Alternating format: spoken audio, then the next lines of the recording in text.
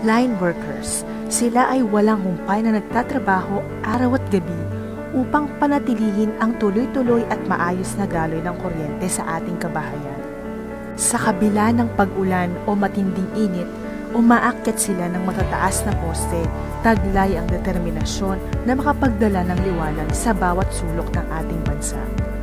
Mula sa mga syudad hanggang sa mga isla, maging sa malalayong mga lupain, naghahatid ng ilaw at pag-asa sa bawat kabahayan at komunidad ang mga sundalo ng pailaw. Sila ang mga bayani na katuwang sa paglago ng ating ekonomiya, nagpapailaw upang magsilbing tulay sa pagtupad ng ating mga pangarap. Sa ating mga minamahal na line worker, kami ay taos-pusong nagpapasalamat sa inyo.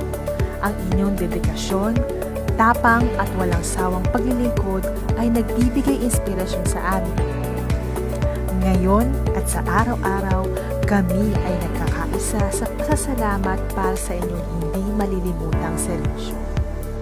Bilang dating lineman, isa ako sa mga may pinakamalalim na respeto sa inyong lahat sapagkat personal ko pong pinagdaanan at ginagawa ang bawat hirap ng inyong ginagawa sa araw-araw bilang isang sundalo ng pailaw.